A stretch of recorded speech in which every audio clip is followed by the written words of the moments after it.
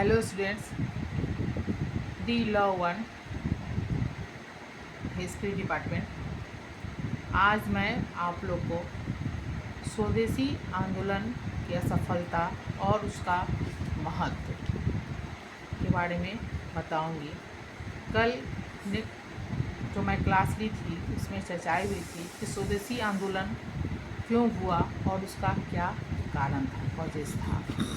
तो काफ़ी चर्चाएं कल हुई, बताए स्वदेशी आंदोलन के बारे में कि स्वदेशी आंदोलन जो शुरुआत हुआ तो भारतीय राष्ट्रीय आंदोलन के इतिहास में 20वीं शताब्दी के आरंभ स्वदेशी आंदोलन के साथ ही हुआ और इसका इफ़ेक्ट जो है पूरे भारत पर पड़ा और यह राष्ट्रवाद की एक नई शक्ति प्रदान हुई। ये भी हम देखें कि बंग भंग आंदोलन का जो के विरोध में यह 7 अगस्त 1905 में जो मैं कल चर्चाएं की थी क्लास में कि वो बंगाल में जो एक टाउन हॉल में बैठक हुआ था और उसी के घोषणा के बाद यह आरंभ हुआ। तो बहुत सारे हम इसका पॉइंट आउट किए कि इसका क्या क्या कारण था और कैसे कैसे इसको आगे बढ़ाने का प्रक्रिया शुरू हुआ। लेकिन फिर हम देखते हैं स्वदेशी आंदोलन जब शुरू हुआ तो अंग्रेज़ इस आंदोलन से हिल जरूर चुका था। उसे अंदर से असंतुष्ट हो गया था। उसे लगा कि अब भारत के जनता जो है अब काफ़ी यह लोग अपने हित के लिए अब बहुत जागरूक हो गया है। अब हो सकता है कि मैं यहाँ पे अब ज़्यादा दिन अपना शासन नहीं कर पाऊँगा, तो उसका वह अस्थिर हो गया था। तो वह भी अपना चाल खेल रहा था। तो हम देखते हैं कि 1908 में यह जो आंदोलन है यह शिथिल पड़ गया। तो शिथिल क्यों पड़ा, क्या कारण था कि शिथिल पड़ा? तो आज का यही है कि causes of the failure of the स्वदेशी मूवमेंट, यानी असफलता का क्या कारण था। तो फिर हम देखते हैं कि असफलता का पहला कारण था सांप्रदायिकता। तो पहले भी हम क्लास में आपको बता चुकी थी कि आंदोलन को आगे बढ़ाने में ये लोग जैसे हमारे लाल पाल बाल उग्रवादी और उदारवादी कांग्रेस के जो थे वह लोग दोनों के विचार में मेल नहीं खा रहा था और यह लोग अपने आंदोलन को बढ़ाने में धर्म से भी जोड़े। तो अंग्रेज़ ने इस चीज़ से लाभ उठाया। सांप्रदायिकता का हुआ यह सबसे बड़ा आंदोलन का यह सबसे बड़ा दोष था। यह दोष इसलिए था कि यह मुसलमानों के बहुसंख्यक वर्ग इसमें साथ न ले सका। उसका बहुसंख्यक वर्ग जो था उसको इसमें साथ नहीं ले सका। तो अंग्रेज़ जो था तो वह तो ताक में था ही कि कैसे हम फूट डालो और अपना राज करो। तो उसे यह एक सुनहरा अवसर मिल गया। अब अंग्रेज़ ने सांप्रदायिकता का जो बीज बो दिया था वह मुसलमानों के लिए मुसलमान बहुसंख्यक वर्ग के साथ यह एक बहुत बड़ा अंग्रेज़ों के लिए यह बहुत बड़ा लाभ सिद्ध हो गया।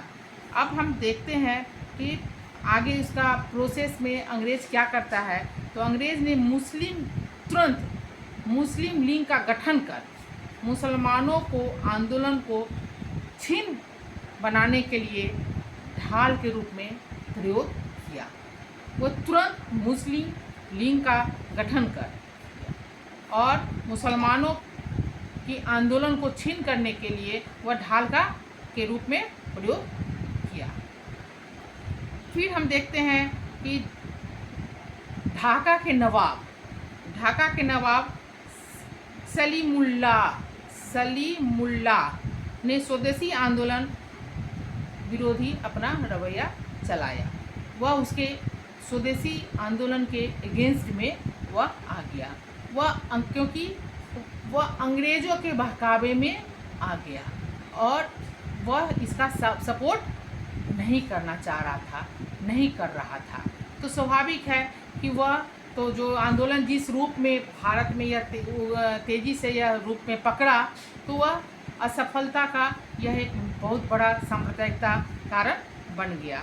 फिर हम देखते हैं कि दूसरा कारण क्या है, कुछ गलत तरीका, कुछ गलत तरीके से। अब कुछ गलत तरीका क्या हुआ, दूसरा पॉइंट देखते हैं कि उसमें अंग्रेज का फूट डालो और शासन करो की नीति को स्वदेशी आंदोलनकारियों की कतिपय नीतियों ने अधिक मजबूत कर दिया, अधिक उसको मजबूत कर दिया। अब जो भी पारंपरिक रीति रिवाज था, पारंपरिक धार्मिक त्यौहार आंदोलन के जोड़ने का पूरा लाभ अंग्रेजों ने सांप्रदायिकता में जहर फैलाने में उठाया। वह देखा कि नहीं, अब हम इसमें ऐसा एक जहर घोल दो जिससे यह सभी में फूट पड़ जाएगा और यह सक्सेस नहीं होगा। तो यह गलत तरीका को अपनाना। तीसरा था पॉइंट कि सरकार का कठोर दमन।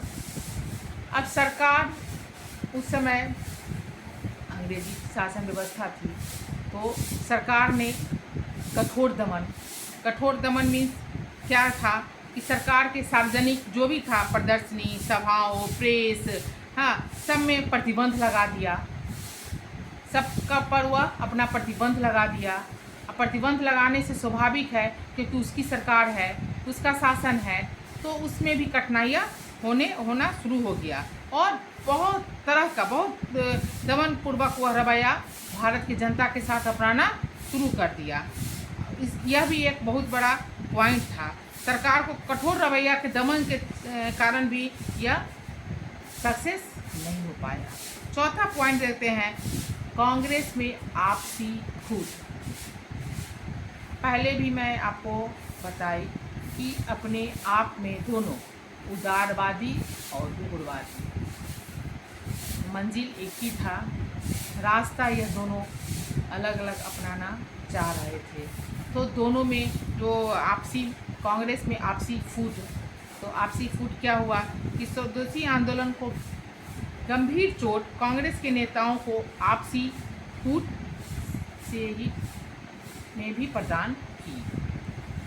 वह आपसी फूट क्या था कि कांग्रेस के उग्रवादी नेता, जिसमें लाल, बाल और पाल, लाला लाजपत राय और बाल गंगाधर तिलक और पाल बिपिन चंद्र, तो विरोध उनका था, उल्लेखनीय इसमें है पाल का। तो हम देखते हैं कि वह स्वदेशी आंदोलन को स्वराज प्राप्ति तक ले जाने का प्रयास किया। वह उन लोगों का था कि हमें इस आंदोलन को वहाँ तक ले जाना है जहाँ तक हम अपने राज्य को अपने देश को स्वतंत्रता प्राप्त कर लें। लेकिन जैसे भी हो, दमन से हो, जैसे भी हो, दंगा फसाद जैसे भी हो, हम अंग्रेज को बहिष्कार करके विदेशी कपड़ा, विदेशी जो भी जितना भी हो उसको हम बहिष्कार करके और हमें भारत को अपना आज़ाद करा लेना है। लेकिन फिर हम देखते हैं कि उदारवादी नेता इस नई विचारधारा को संघर्ष में नहीं जोड़ना चाहते थे। इस संघर्ष में कौन? तो उदारवादी नेता, वे स्वदेशी आंदोलन को बहिष्कार तक ही सीमित रखना चाहते थे कि नहीं, हमें दंगा फसाद नहीं करना है, सिर्फ बहिष्कार करो, उसका हम यूज़ नहीं करेंगे, उस चीज़ को इतना ही तक सीमित रहो। अपने भारत के जनता को यह हर जगह संदेश दो, घूम के संदेश दो अंदरूनी, क्योंकि हम खुल के कहीं पर घूम के काम नहीं कर सकते थे, क्योंकि पहले ही हम आपको बता दिए थे कि सरकार का कठोर दमन था। तो अरेस्ट कर उसको सज़ा दे देना, तो क्योंकि उसकी सरकार थी और ऐसा होता भी था, काला पानी का सज़ा दे देना, जेल में डाल देना।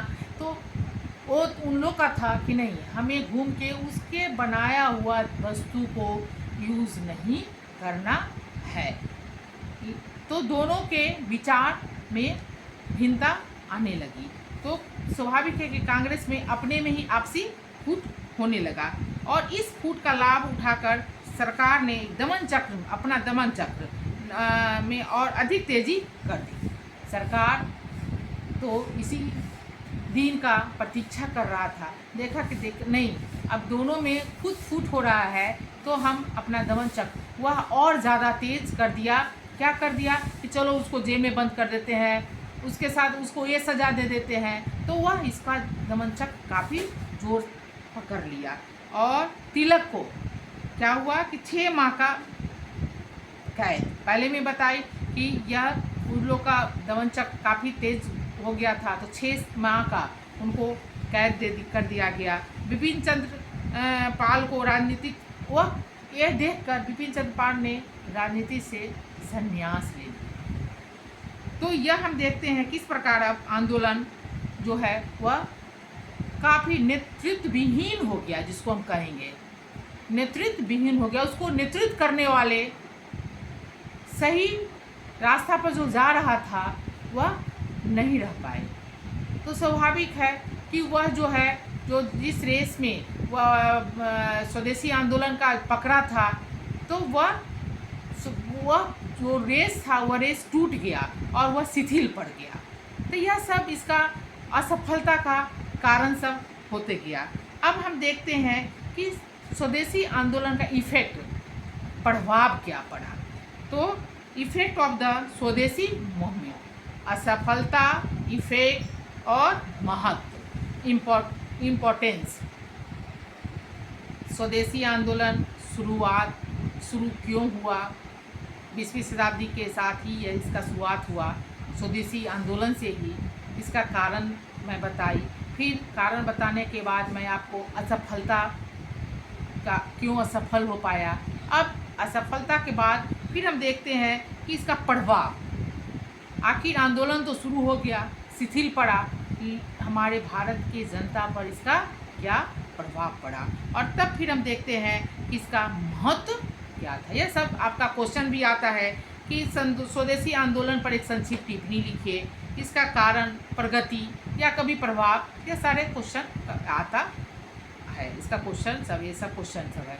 तो आप अब इसका प्रभाव क्या पड़ा, तो हम देखते हैं कि स्वदेशी आंदोलन के बहुत सारे निम्नलिखित प्रभाव हुए। पहला, स्वदेशी वस्तुओं को प्रोत्साहन, स्वदेशी वस्तुओं का प्रोत्साहन। अब हम देखते हैं कि जो मैं विदेशी कपड़ों का, विदेशी सामानों का हम अपने व्यवहार में लाते थे, जिसका हम प्रयोग करते थे, तो इसमें भारत के जनता एक्टिव हो गया था। उसे समझ में आ गया था यह आंदोलन से जो शुरुआत हुआ था बंगाल से और धीरे धीरे पूरे भारत में वह छा गया, घर जन में यह फूट के भर गया कि नहीं, अब हमें स्वदेशी चीज़, विदेशी चीज़ को बहिष्कार करना है। तो पहला पॉइंट है स्वदेशी वस्तुओं को प्रोत्साहन। तब प्रोत्साहन क्या हुआ कि विदेशी वस्तुओं के स्थान पर भारत के ही बनने वाले वस्तुओं का प्रयोग करना भारत के जनता प्रारंभ कर दिया। यह बहुत ही ज़्यादा इसका इफेक्ट पड़ा, प्रभाव पड़ा कि अपने ही देश के बना हुआ कपड़ा, बना हुआ चीज़ को अपने प्रयोग में लाना शुरू हुआ और घरेलू उद्योग का विकास हुआ। ये भी हुआ कि घरेलू उद्योग का भी विकास हुआ, जैसे घर का ही बना हुआ, जैसे खादी का अपने ही घर में तुम बनाओ, तो इससे क्या हुआ कि हमारा घर में भी उद्योग और 2 पैसा के लिए कुटीर उद्योग कहिए उसको, तो घर से ही शुरू हो गया और पैसा का भी अपना देश में कुछ इनकम, अपने घर इनकम होने लगा। दूसरा देखते हैं घरेलू उद्योगों का विकास। पहला पॉइंट हो गया स्वदेशी वस्तुओं का प्रोत्साहन, दूसरा हुआ घरेलू उद्योगों का विकास। अब हम पहले ही बताए कि घरेलू उद्योगों का इसमें विकास काफ़ी हुआ और इसमें क्या हुआ कि जो भी स्वदेशी वस्तुओं की मांग बढ़ने लगी। धीरे धीरे घरेलू उद्योग अंग्रेज़ों की नीतियों के कारण नष्ट हो चुके थे, उसका जो रूल था, इसके कारण नष्ट हो गया था, तो यह बढ़ने लगा। और इसका जब बढ़ने लगा घरेलू उद्योग में, तो डिमांड भी बढ़ गया और यह विकसित होने लगा। और सभी स्थानों पर जो भी था, अनेक स्वदेशी वस्तुओं की खरीदारी ज़्यादा होने लगी।